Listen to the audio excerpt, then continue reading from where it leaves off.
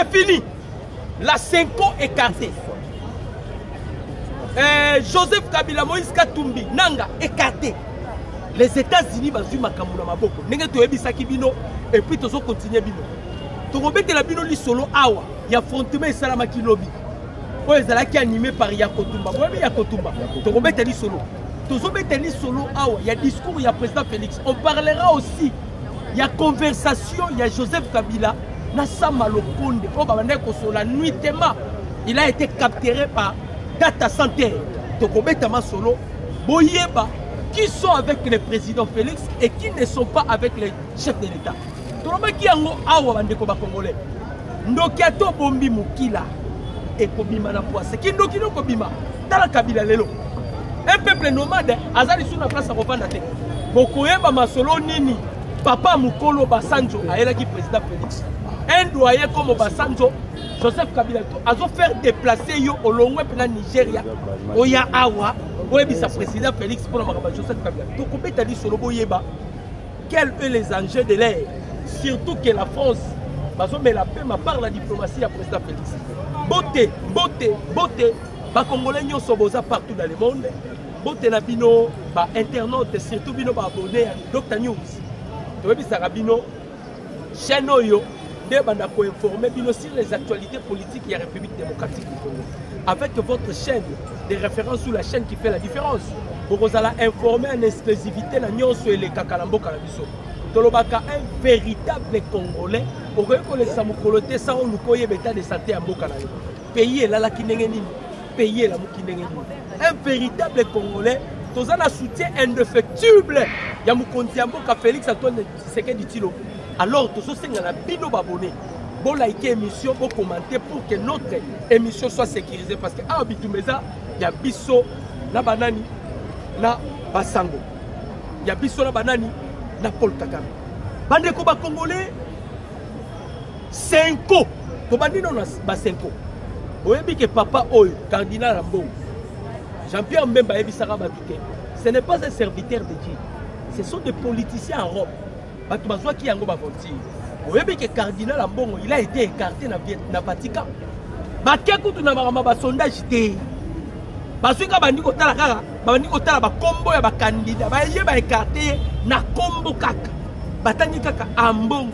C'est monsieur là dans la République démocratique. Eh yete. Ya oteka Vatican, ba longoli. Toye bisaka bango mabe bozo sala e ko futa mana c'est awa. Comment Vatican a confirmé que Frigolé Ambongo, il est trop politique. Il est trop politique. Donc c'est la honte pour les églises catholiques au Congo. Normalement, la minute, il va se réunir et va se communier Frigolé Ambongo. Parce que, dépendant de la Vatican, Vatican, ce monsieur-là, il est trop politique. La normalité des choses, qui va s'arrêter. Basenga Vatican, ba excommunier Frigolé Ambongo.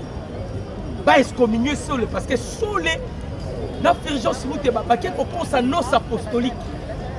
Ba c'est la bango frère de mission. Normalement, il devait participer dans la vie Sagibino. La funérailles. Il y a pape. Oui mais ba qui se retrouver dans Doha. Ba lugi ba qui ne ba yeba. Makamuni ne le kaki na Doha. Ah tozolo bana bino. Les États-Unis viennent d'écarter tous les dialogues où il y a Salamaki. Mais les Américains vont écarter. Les Français vont utiliser un document. La RDC et le Rwanda vont bientôt signer un accord minier. De 1. De 2, il y aura une force négative, une force neutre qui va déployer à l'est de la République. Troisièmement, le président Félix, Paul Kagame, les États-Unis, à Washington, après 2 mois. C'était la France. C'est du mensonge. Dans un pays, calendrier, il y a Maison Blanche. Calendrier à Washington et Bimaki. Ah, la distraction, c'était déjà l'idée. Maman Thérèse Kayikwamba, Olivier Nduringero, ministre des Affaires étrangères rwandais. Qui document. Un projet d'accord. Bakendaki nango inde na Washington et pas à Marc Rubio. Après les 15 awa, eza na commission ya ba experts américains bakovanda pour analyser et étudier les dossiers. Le même le 15 là, il y aura maintenant les rencontres. Il y a deux ministres, Mama Thérèse Kayikwamba ainsi que Olivier Nduringuerero. Oh bakovanda basolo. Le 21 mai, bakokuta na lisusu pour signer. Maintenant le 15 juin, donc un mois et demi awa. Paul Kagame, Donald Trump ainsi que le président Félix la Maison Blanche on a signé Makambouya B. C'est ça programme Oyo la France, pardon, les États-Unis, Washington a fait parce que lorsqu'il y a administration Biden, va menacer qui Marc Rubio, va menacer Marc Rubio pour l'année parce que Bango, ça rappelle l'intérêt na Bango on va s'arranger na il faut comprendre que comme Donald Trump a salaki déjà des clés. Dès qu'il y a salaki, Donald Trump avait décidé à collaborer les sous-na ba mafiété, à collaborer les sous-na les hommes bateaux baza corruptibles à collaborer na bateau. Maintenant administration, il y a Joe Biden, bâtir pression et pas il y a Marco. Ok, na calcul il y a Donald Trump. Donald Trump a tali Bitumbo est entre la République démocratique du Congo et le Rwanda. Alors, ils sont toqués la pression. Il y aura bain de sang. Bain de sang, je m'excuse. Alors, le coup là, Rwanda, il continue de s'entêter. Azako s'entêter pourquoi? Rwanda, le bique, ils sont isolés. Ils sont isolés. Pourtant, il y a peu force à la boye. Alors, Donald Trump, je dois maintenant procéder politique qui m'envoie à ma casse. Conflit entre la République démocratique du Congo et le Rwanda, les États-Unis vont disposer des moyens. C'est-à-dire, ils vont sur le plan diplomatique et ils vont sur le plan économique. Sur le plan diplomatique, ils déjà les États-Unis. Ils viennent de frapper qui? Ils vont frapper Pologne. Pologne n'est pas il y a autant. Les Polonais, ils vont armer Rwanda. Ils vont Rwanda drone. Bango de Banego fait sa Rwanda na misolo. Donald Trump a donné l'ordre et il avait envoyé un émissaire à la Pologne, à ABC président polonais. Les Américains vont décider, ba longola ba militaire na la Pologne. De récupérer ba matériel nyos. Parce que ce qui se passe, Bloko yo ya ba Bolloré, ba George Soros, ba Mo Ibrahim, ba Messi Clanco, ba Dan Ketler, bloc qui a batouana ne ba koisaki Donald Trump la première mandature là. Nega ba créer qui bloc. Na ba Macron ba continue la carte bloc quoi. Maintenant Donald Trump nenga ye mbala mi balé. Azoluka a exterminé batouana nyo. Voilà pourquoi Donald Trump travaille maintenant avec le président Félix. Parce que Mouto a vu déjà Mouto a réussi Bango. C'est le président. Le président Félix a dit comment on a Mousseveni. ABC Mousseveni, Bajio Bozo Sala na France. Toye bien. Parce que France c'est tout le temps Ouganda. France c'est tout le temps Ouganda. Or que France a dit que le Ouganda pas maté. Azo lande la pétrole, il y a la Calbert. Ah, la carte pour lande la pétrole, il y a la Calbert. Maintenant, le président Félix a tali disposition parce que les Français va tiembongo. Les Français va tiembongo et belé. Union européenne. Va tiembongo et belé. Bongo ana va tie va pesi yango na maboko ya basango. Basango ba bandai siko ko sala ba manigance. Bazo sala ba manigance. Ils ont pris politiciens au yoto et baraté sur yazalaka politicien sur yazalaka nani. Bazu Martin Fayou. Vous avez suivi même ma propos à Fayoulou. Fayoulou qui dit que moi, j'ai pardonné Nanga. On a demandé à Fayoulou, Nanga a un problème avec Fayoulou ou bien Nanga a un problème avec la justice congolaise. Il faut que Fayoulou ait différencié. Qu'est-ce que Fayoulou va faire pour blanchir Paul Kagame? Il va congoliser guerre à Est. Non, ce ne sont pas des Rwandais, ce sont des Congolais. Et ça démarche 5 ans déjà pour ça là. Maintenant, les Américains vont écarter Bango. Les Américains vont écarter Bango. D'ailleurs, vous savez nos plans, non? Vous comprenez qu'il y a un plan où Nanga n'est plus là. Joseph Kabila Katumbi ne sont plus là. Ça dit pour Donald Trump, Batouana Nyoso Basate. Pour vous comprendre que les Américains, Bimisi Batou Nyoso Batien à Messa. De ça, Iranio Mezoni. Vous savez que Joseph Kabila en 2019, il va tonnes de tonnes ya Iranium, papé ça na Iran. Dossier wana ba américain ba vandi saki na kati. Mais le corps américain si ba bisaki président Félix permettre les biso to sokola to nettoyer classe politique de la République démocratique du Congo. Bazo nettoyer en a objectif. Objectif américain zanini. Les Américains viennent avec 500 milliards de dollars américains. Oh bazo tia pour les exploitations à minerais. Les Américains balingi ba détourner maté. Maintenant tous ceux-là qui ont détourné de l'argent. Ba trésor public. Baza la visère ya américain.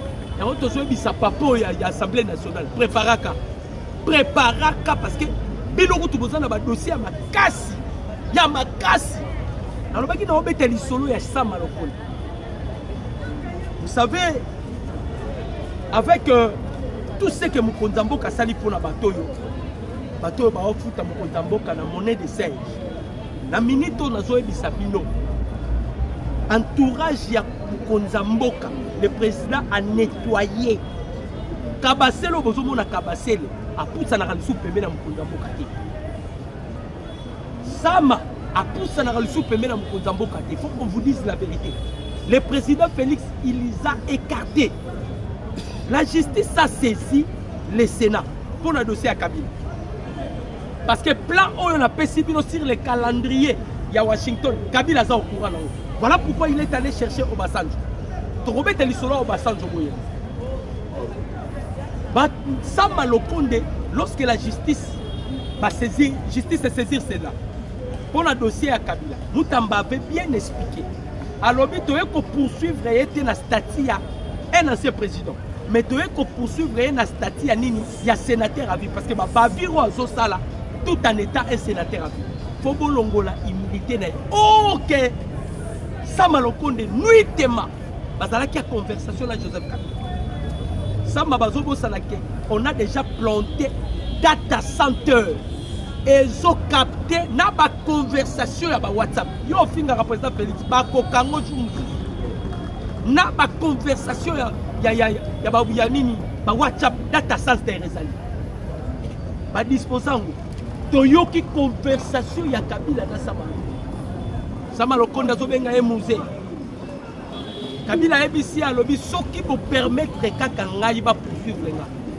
Na roko ya nga mokote, to roko yebi. Boyoka langage ya Kabila. Boyoka langage ya Kabila. Kabila lobi, on a obligation de gérer Batouana, aussi ma immunité dans la vie. Il ne faut pas aussi bien go. Les Kanga Morote, Toro Kebele. C'est qu'il y a des complots et des complots contre le président Félix. Que Kabila dit que ceux qui va Simbingaï, Toro Kenebele.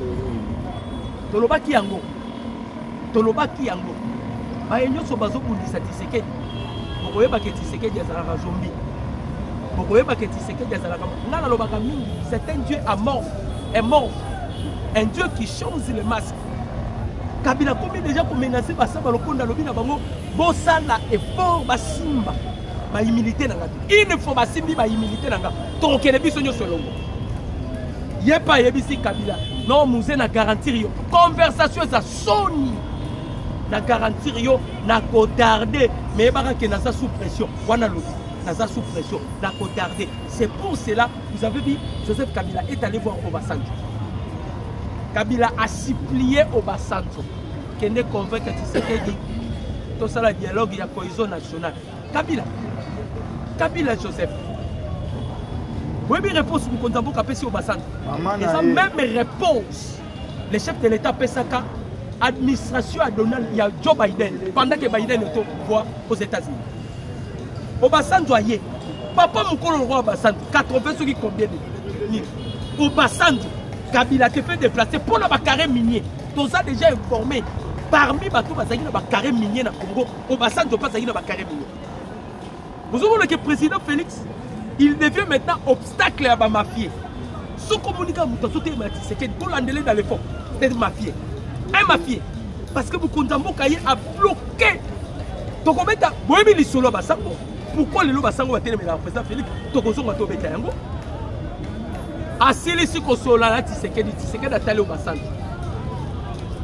Abi est-ce que na Congo to bengana Joseph Kabila au basango va nini? Président Félix a tout nié. Est-ce que biso ba congolais to bengana Kabila a? Oh non, réponse en Ozakilo. Président Félix non. Personne n'a chassé Joseph Kabila. Mais pourquoi Kabila n'a pas à la Congo? À combien qu'on a intermédiaire? Parce que nous avons des preuves tangibles contre Joseph Kabila. Ma belle Moutaroba n'a pas été. Les lots Kabila. Otiki Baba. Banda Kouno Autososwa. Parce que Bazana Kata pour réfectorer. Ngako tu vas promettre un gars moi. Biko Komoko Boyatonga. Et ça, tu vas me promettre un gars. Hey! Bazana Kata pour réfectorer Banda Kwaka. Problème, il y a Kabila Zanini. Keto. Tu dois se rendre compte. Kabila Zaka n'a idée à côté de la quantité. Et ça qui sous pression. Que moi j'ai toujours dit. Donald Trump, Dieu l'a toujours utilisé pour la République démocratique. C'est un ange que Dieu utilise. Nous avons bloqué Kabila. Pour le mandat, c'était Donald Trump. Si Kabila Kenda, les locaux qui ont Obasanjo, Baya Kolobelaye, tu dis si papa ou papa, Panda aussi au poli Obasanjo. Atamboli na 3 pays Obasanjo. Abandaki na Doha.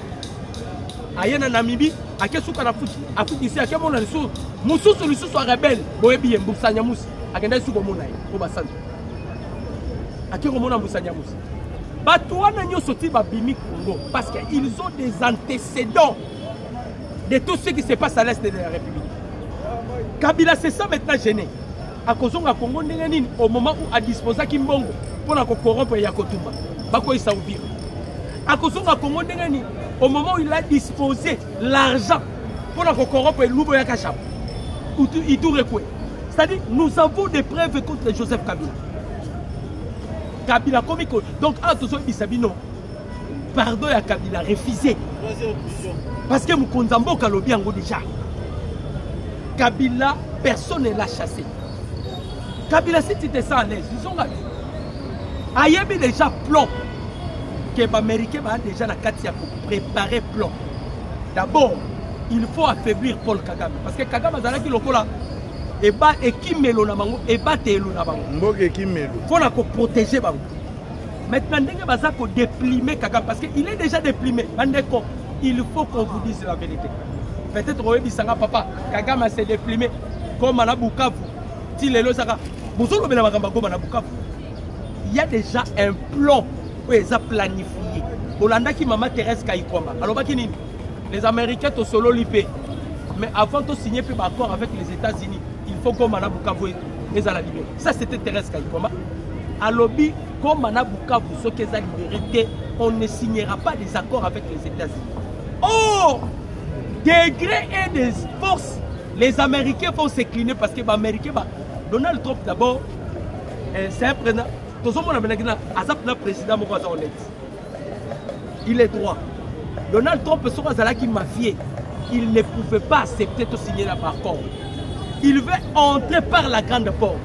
Biso qu'on peut profiter parce que les États-Unis en guerre avec la Chine, Biso doit bénéficier. Les Américains de gré et de force, ils signé l'accord. Biso peut s'imposer. On peut pas imposer, non? Alors il faut poursuivre tous les détournés. On a vu Sibino pour remarquer que Papa Wana Kabasel, il a commis Mawa. On va lui sauter. Mawa. Mawa Liboso ça un coup d'état raté comme on les a cité. Mawa Mibaleza un coup d'état à Bamalang. Yo kosaki biso ki ba kontaki ba bomayo. OK, yo posala ki déjà posala ki ba vidéoconférence. Pourquoi les gens ne comprennent pas? Je vais vous révéler une chose. Kabila Azalaki n'a pas spiritisme. Kabila travaillait dans la cabale les juifs. Kabila. Et ça là qui va loge là. Il y a côté qui n'a pas formation, à côté qui peut n'a pas élimination. Azalaki n'a pas Kabbalah juif parce qu'il travaillait beaucoup plus avec des rabbins juifs. Kabila, dans le dialogue, vous ne savez pas ce que Kabila avait fait. Kabila qui a le dialogue. Kabila est allé consulter tous les chefs spirituels. Azwa indien, Azwa Belé Belé, Ayana Baou. Parce que nous avons la cérémonie na île de Mateba, na Mwanda. Histoire wana, parce que bien aux Arabes garde à Joseph Kabila. N'a pas proche à Kabila. Les chefs spirituels ont nyonso bayaka awa pour na kosala incantation devant l'océan. Personne n'est sorti vivant. Dans le bino, personne n'est sorti vivant. Donc il y a des Congolais, surtout la diaspora. Il y a des diaspora, on s'en a blague. On dit Israël, Israël, il y a un véritable Israël, les Congo. Le pays le plus sacré au monde. Le père spirituel, il y a. Dans le bino, personne n'est sorti vivant. Kabila pouvoir, c'est que Nakame et l'homme Kabila est à petitesse. Le pouvoir, ça commence par la spiritualité. Et à Sabino, nous avons déjà récupéré l'emblème du pouvoir dans la maison. Totikali ne loko moko, on nous récupéré les anzétés. Mais drapeau, si tu suis, tu as dit pour te le drapeau. Voilà pourquoi il y a une perquisition à Kingakati. C'est là où s'est trouvé notre canne. Makambo Congo, c'est là où Makambo Limo. Dans l'église catholique, Mboula na Mboula, Baloka Congo yo, Baloka yango, Baloka yango. Kagame avait tenu ce pays en otage. Le président Félix, le loyo, le monde parle que de Tshisekedi.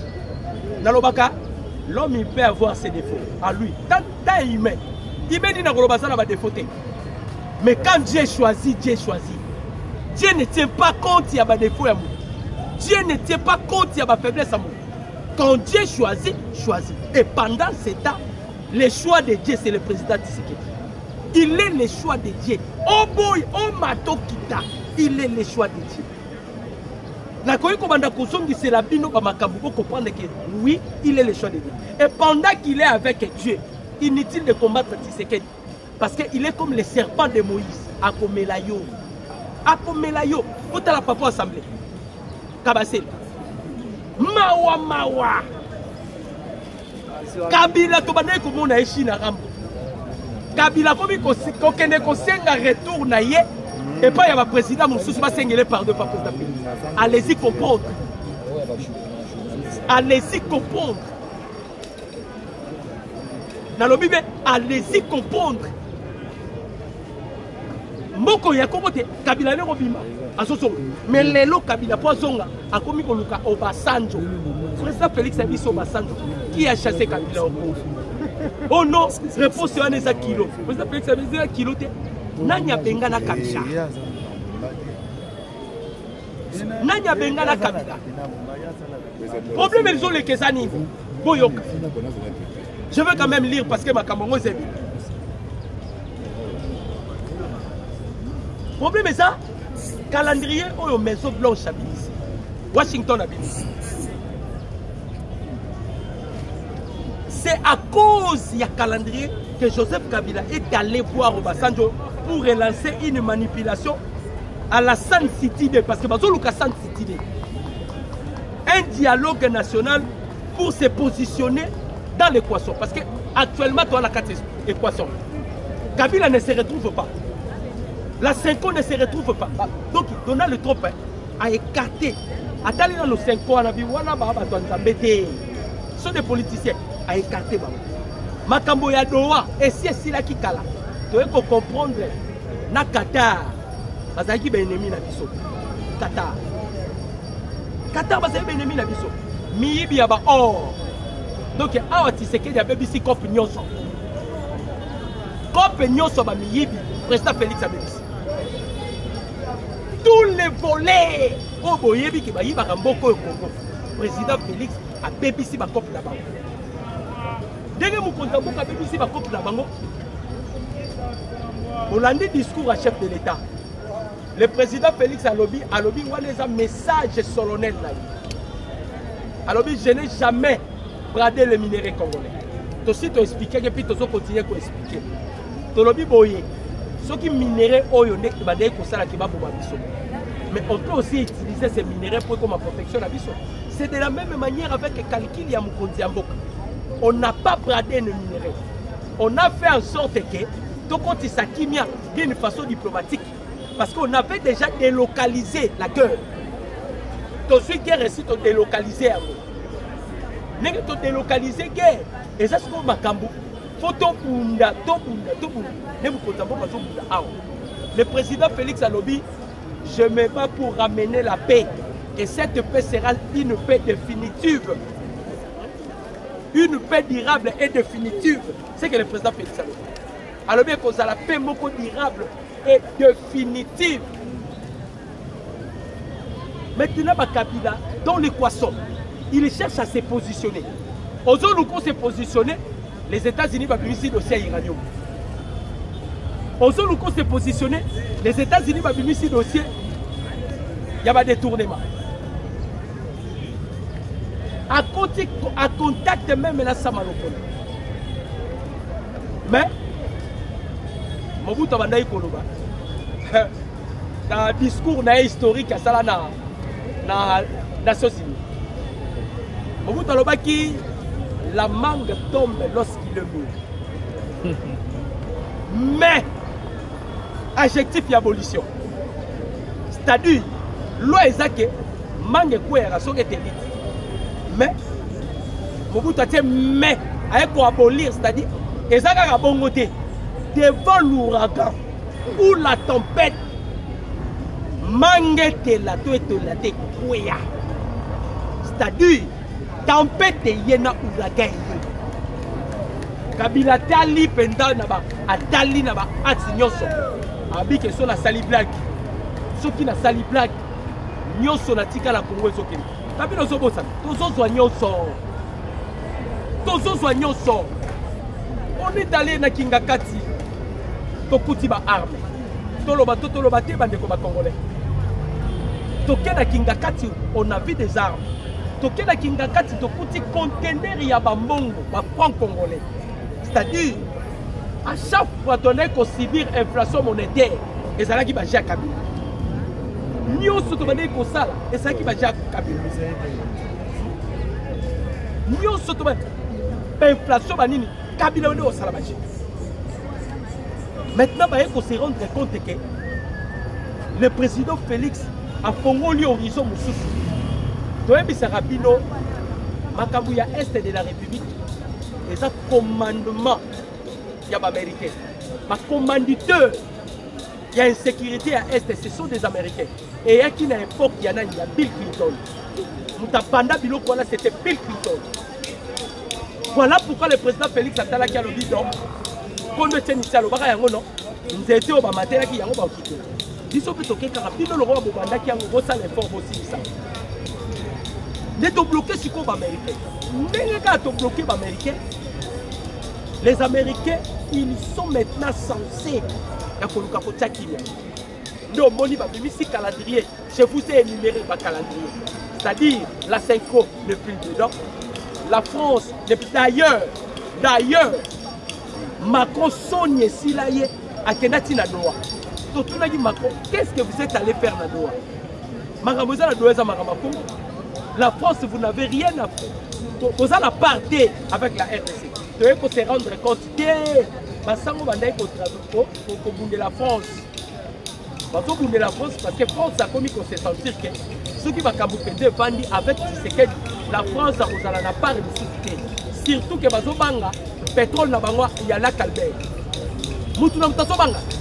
À ce temps, le pétrole il y a la Calbert, énergie totale à exploiter. Tshisekedi a reblocage. Donc, Moni va disposer qui va moyen. Va disposer va moyen, va faire 5 ans liboso, bandeko. Bandeko. Et donc, 5 ans à Zobosana. Le souverain sacrificateur, il y a l'église catholique et Zalara Pape. Pour votre information. Il est représenté comme le souverain sacrificateur. Pape. Nengaza loko la souverain sacrificateur, la catholique, c'est-à-dire non se bandara paye. Mais quand le président Félix est allé dans le Vatican, Papa Télémara la quitte. souverain sacrificateur à télé. À Longwe, à Bissiti, c'est que des vannes. Oui, Longo, il sera pas. Et ça, option, il y a transfiguration, c'est que des vannes. Papa avait compris que Moutoyo a un loco et les kinga. Donc c'est lui qui mérite sa vanne. Donc soit déjà pouvoir à Vatican à ma boco. Si on sent moi sur le cabou, on va le dire, on vous dit, ça veut dire que Bimagal Libanda. Bazo Bundi, ça tient, Darati Bakebake, Balongoli, Balongoli candidat. Tozo senga basango bo vanda bo senga ambongo ba excommunié parce qu'il fait la honte de l'église catholique. Comment les numéros 1 église catholique, un cardinal va jauger sur l'espace spirituel babi qu'il est trop politique. Va jauger babi il est trop politique. Tout cela c'est pour déranger le peuple congolais. Le peuple congolais vous a dérangé. C'est le peuple le plus aimé de Dieu. Que vous oubliez vous. On m'a dit dans les Zamba Lingara Bamokidia, Bamindele de Baeko pervertir vérité. Ce que je vous dis est biblique. Dans la différence, il y a des Israélites, des Israéliens. Et là, nous sommes des Israélites. Nyatana ou Benyami, Baza Israéliens. Bisotoye na progéniture, il y a Sem. Parmi les 3 fils de Noé, on va peuple à Moki. Ils sont toyés na Sem. C'est-à-dire, Tokabwani na débat na Jacob. Tokabwani na débat na Isaac. Jacob na Esaou. Esaou est un père yaba Edomite. Et si kaba Nyatanami et Babimi, Babejami. Biso toja na progéniture ya Jacob. Bana ya Elaka. Donc, le véritable peuple de Dieu, c'est le peuple congolais. Voilà pourquoi mais Nzamba est suscité. Le monde parle d'un homme qu'on a sous-estimé. Même Kagame, combien de fois fini le président Félix illettré?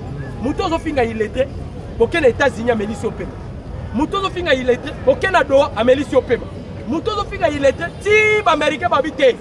Motosuki sa Kagame, tout signé dans l'accord. Il y a respect, il y a souveraineté, intégrité territoriale, la gouvernance. C'est-à-dire, histoire, il y a balkanisation. Abou, bien. Et si tu sais que tu as la maille, président Félix, mais là tu champa. Yanganda Jika, mais là nanko, totinyo mais là nanko. Parce que Batou Baboula qui, même Bakabilo Tchomoni Bakomo Lukabasonga. Espoir et si, il va comprendre que Bandeko. Imaginez les États-Unis comme ça 500 milliards d'années. Pensez-vous que les Américains vont accepter le M23? Un Français si à lobby, na minitoyo, Moutazana Fizer, ya Blackwater, et Zananga, ils sont considérés comme sa vie. Et François a lobby, Batras Nanga Azolande, il finira comme Jonas Savip. Talaga Mandefune, on a sa vie. Talaga Lulingen n'a commis, car la mingi tazokede. A sali peu de presse. Nanga. Alors, d'ailleurs, c'est le fait que tous les gens sont Dora, tous les gens sont Makambo États-Unis, Bakor, tous les gens biso to yati Kinshasa. Lobby balingaki ba osé. Bakutani na yakoto. Nani na niveau ni. Bakutani na yakotumba na Katogota. Na Katogota na Kamanyola. Bandeko.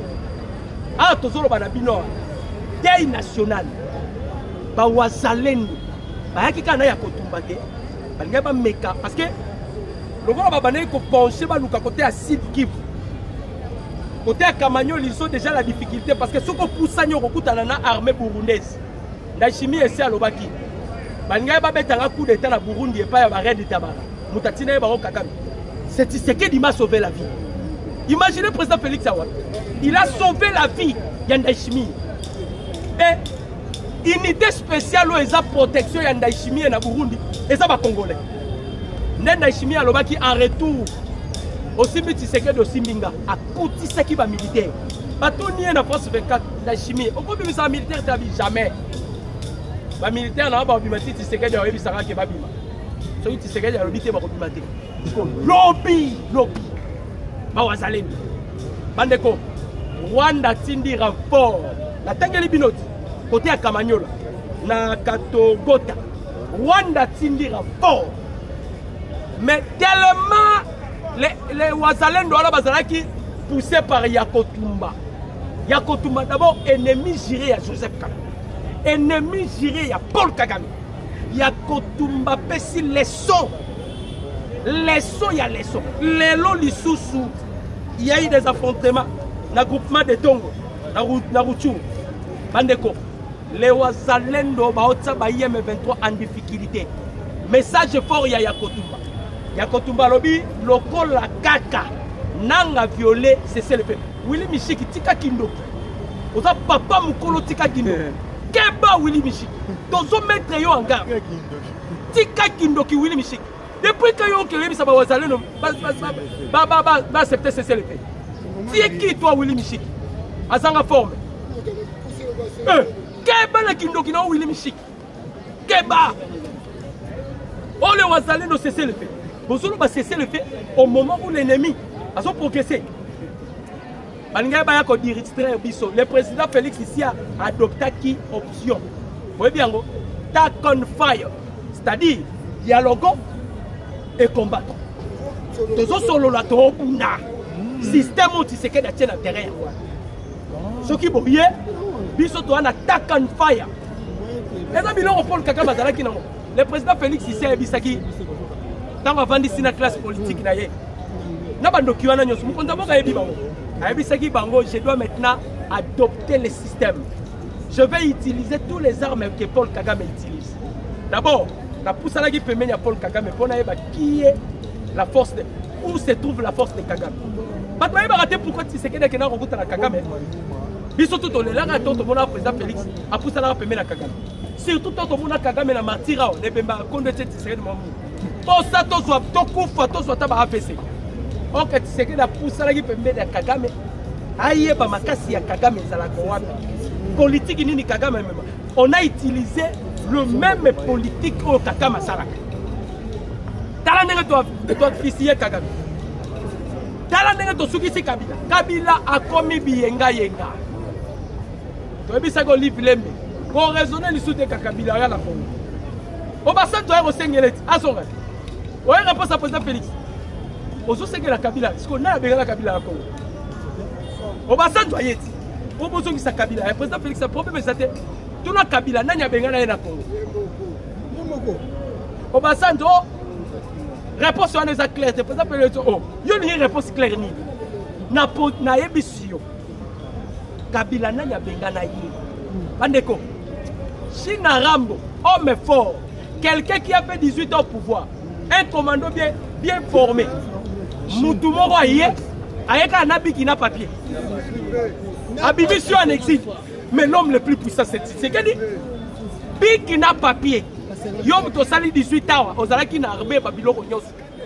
Mais tu sais qu'il y a une fille qui n'a papier. Attends à Messa. Abandi alors ça est l'eau à calcul. Kabila en exil.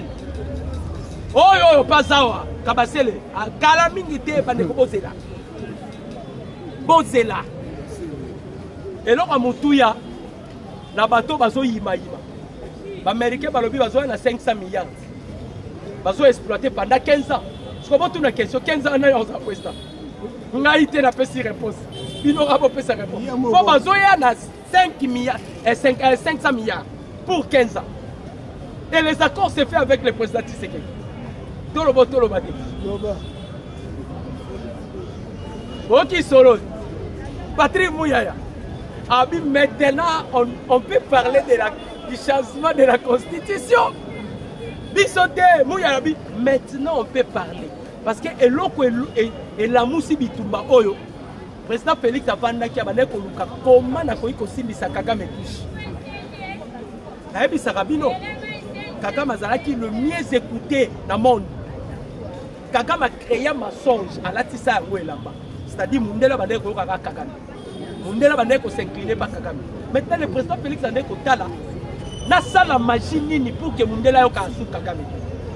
Qu'est-ce que je dois faire? Le président Félix a dit n'a pas aussi ma constitution. Peut-être aussi mis sa Kagame touche. Amme Kagame constitution Bandeko. Kagame a kota goma simba touche. Olinga Kagame na kota goma. Maman na touche. Et l'autre depuis Kagame, et ça a un sala son à coma. quelquefois le malheur est bon. Il devait dire que les Congolais vont faire belé. Mais dans la loi, il y a toujours des prix à payer. Pour nous appeler il y a toujours des prix à payer. On a vu aujourd'hui la France, parce qu'il y a eu la Révolution française. Il y a toujours des prix à payer. Mais les gens qui voient par excellence, ils permettent qu'ils puissent quota. De récupérer Kagame Nyonso. Kagame Nyonso polélé. Alors tu peux célébrer et là on a bien génocide. À célébrer on a mosine. Kayena mosine. Kakayena mosine. Pour vous dire que ma solo est allée sous n'engé zala quitté. Ma solo est à pour bouger dans le domaine. Donc est de la République Bandeko, la situation est extrêmement tendue. Yakotumba a déterminé. L'obina nous va sibisaki va lourde perte. Va koufi et belé. Nana question on a autour la tire. Est-ce que bateau nous sommes au yana est ba utakana kikali. Kikali rose la population belé bon. Ba M23 solo site aussi ça va. Ba RDF solo site aussi ça va. Ils ont risqué Kagame ça la recrutement à bébé. Là la tolamu qui joue sur la guerre tout le monde ba na penza il y a ba 2 ans 3 ans ba lati ba mandu. Pour to silisi presque ba jeune nyonso. A comment qui ko soit par force na ba zone ya ba déplacer. A silisi na ba zone à déplacer a komi ko kanga ba tu na ba école. A silisi na ba école a ko bimisa ba prisonnier nyonso. A silisi na ba prisonnier ce que tozo tuna parce que na minute yo premier pays, le pays où il y a taux, il y a des veuves les plus élevés. Et comme Rwanda. Et ça, il y a taux, il y a des veuves les plus élevés. Kagame Alobi va te parler de la raté. Kagame Alobi va te parler de la raté. Mais il va te parler de la lobby à Kotumba Maramba Salibango. Dans la lobby à Kotumba Maramba Salibango. Ils ont subi de lourdes pertes. Et là on nino bobandi aussi et là on nino pe na ba soda bango moko ba lembi ba soda ba lembi misuso batinda ki bango moko ba ke ko se rendre pas ya ba wazalina ba lembi bitumba conflit à 30 ans vous êtes incapable d'abord de balkaniser la RDC vous êtes incapable bon ça va récupérer ton bouton pour récupérer si ko ping pong wana président Félix Alidiaou yango monito latisi ba américain singala kingo Nous sommes minérés, conditions à mon corps. Comme ils allaient libérer, Bukavu s'est libéré. Nous sommes contents que ceux qui sont ici,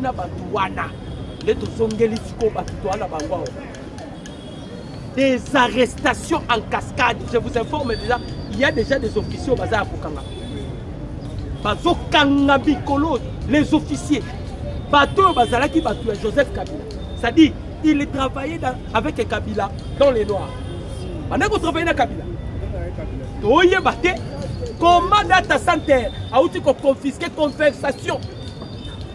Il y a ça mal au compte de Joseph Kabila. Kabila zone essayé qu'on permette de te humilité. Kabila qui plaide pas ça mal au compte. Ça mal au compte n'a qu'à résister jusqu'à quand? Pression l'équipe. Mondiango.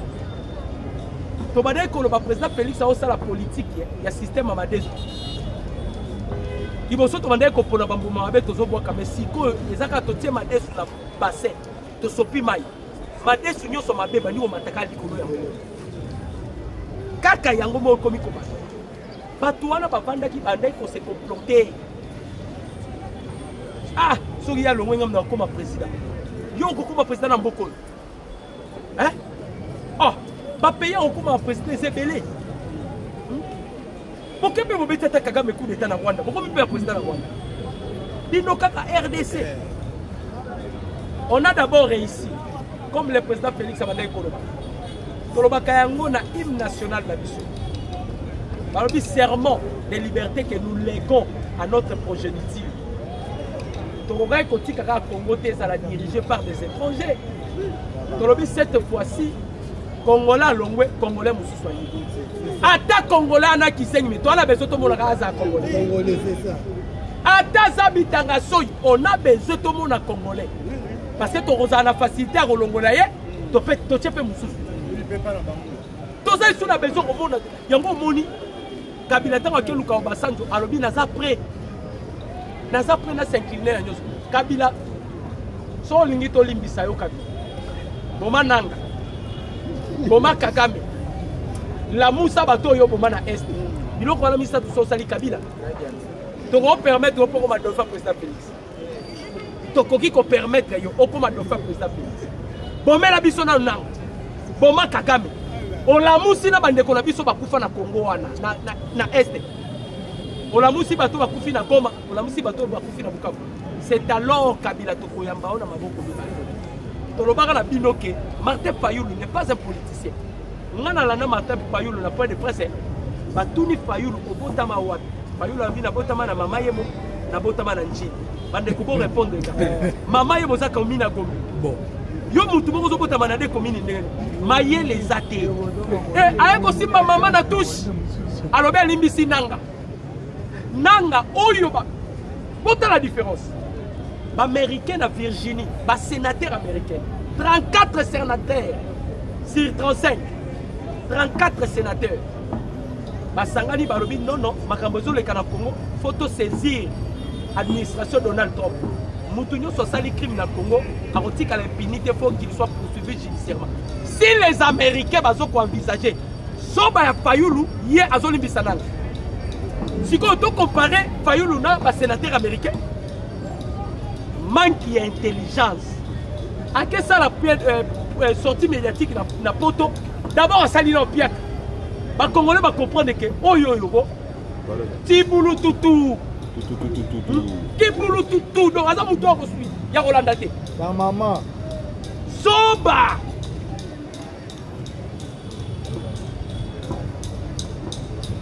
Moutou Rolanda te ça péda Soba. Donc chers Congolais, Congolais de père et de mère. Bande koba Congolais, oh eza likambo ya mabele. Oyo eza likambo ya mabele.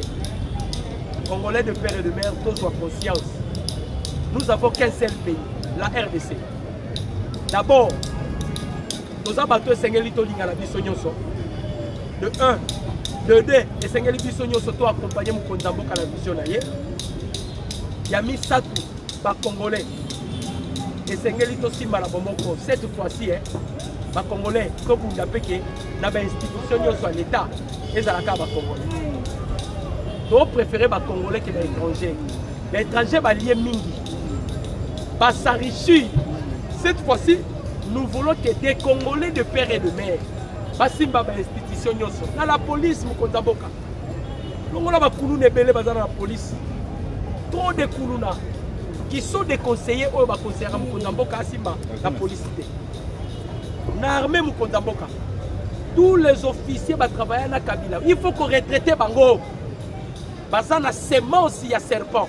Il faut qu'on retraite Bango. Baenyo soana. Et puis Mukondamboka. Sénat Zaranelo a salarate. Sénat Oyo. Les autres sont millions de millions. Pourquoi vous m'avez Sénat? Assemblée nationale. Mais là, biso pe wana kabasele wana. Mais là, yé. Mais là, yé. C'était avec plaisir. Plus de 143, 89, 63, 95, 965. Je vous remercie. Ciao.